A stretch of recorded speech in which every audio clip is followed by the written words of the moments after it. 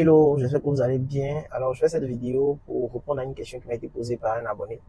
Je suis Yo le mécano, sur Facebook, technicien mécatronicien, conseiller automobile.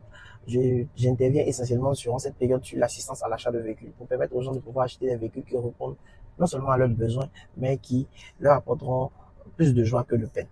Dans cette chronique, je vais profiter pour répondre, au travers de cette chronique, bien sûr, je vais profiter pour répondre à une problématique qui est, ma foi, légion dans le cœur et dans la pensée de beaucoup de personnes qui veulent acheter des véhicules. Alors, on est très souvent confronté à des difficultés, c'est-à-dire, est-ce que ce véhicule-là, le kilométrage est correct, est-ce qu'il n'est pas correct, est-ce que il a été truqué ou pas.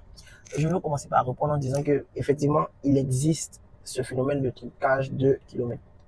Donc aujourd'hui, tu peux trouver un véhicule avec, je sais pas, 1000 km pendant qu'il y a certains vieux véhicules. D'accord? Et il y a trois moyens de truquer le kilométrage. Pour ceux qui souhaiteraient aller acheter leur véhicule tout seul, voici cette astuce que je vous partage. La première méthode de truquer un kilométrage, c'est la méthode électronique. C'est-à-dire qu'on va utiliser un appareil de diagnostic, un appareil qui est prévu à cet effet, qui a ces options-là, pour donner le kilométrage qu'on souhaite. Donc, avec cet appareil-là, je peux entrer la valeur du kilométrage que je veux. Ça, c'est la première méthode. La deuxième méthode, ce serait la manière, on va dire, technique. Alors, on va utiliser un fourret qui va nous permettre de rebobiner là, le kilométrage en arrière pour nous ramener au kilométrage qu'on veut. Ça, c'est la deuxième méthode. Et la troisième méthode, c'est celle qui est la plus courante ici. Surtout pour ceux qui sont en train de vendre des véhicules sur les packs. Lorsqu'ils utilisent les mêmes véhicules pour faire des locations, et ils débranchent le compteur kilométrique. Ce qui permet de voyager, de revenir et qu'il n'y ait pas d'action au niveau du compteur, vu que c'est déconnecté.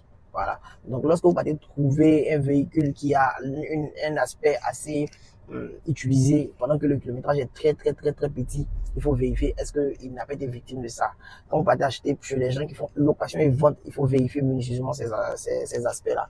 Alors, de façon pratique, comment est-ce qu'on vérifie ça?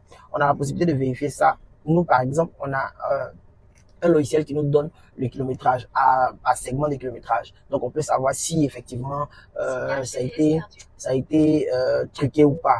Et vous avez aussi un contrôle d'usure que vous pouvez faire ça avec un planificateur de maintenance qui a de l'expérience, qui peut détecter si l'état d'usure est proportionnel au kilométrage du véhicule.